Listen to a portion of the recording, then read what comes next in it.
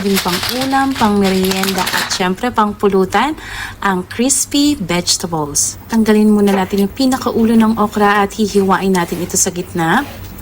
Magsasama din ako dito ng sibuyas. Pwede tayong gumamit ng sibuyas na puti, sibuyas na dilaw, or sibuyas na pula. At syempre hindi mawawala ang aking favorite na gulay, ang talong at kangkong. Para naman sa ating batter, gagamit tayo ng cornstarch, harina, baking powder, asin, paminta, at magic. Alam nyo na kung anong magic yan. Mix well lang natin at gagamit tayo dito ng cold water.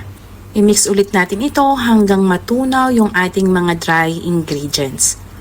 At makuha natin yung ganito kalapot na batter. Magsisimula na tayong magprito. Uunahin muna natin ang ating mga sibuyas.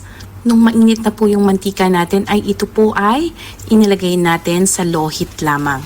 Aantayin lang nating mag-iba ang kulay at pag medyo brown na ito, pwede na natin itong hanguin. Ang isusunod naman natin dito ngayon ay yung ating mga okra.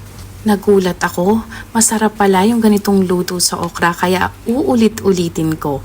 Isusunod naman natin ditong prituhin ay yung ating mga kangkong. Aantayin lang din natin itong mag-iba ang kulay at pwede na din natin itong hanguin.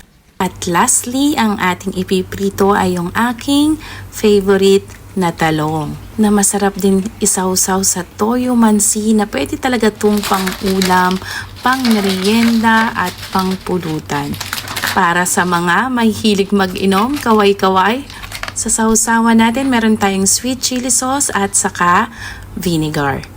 Sana po ay masubukan nyo ito cravings dahil talaga namang promise, ang sarap.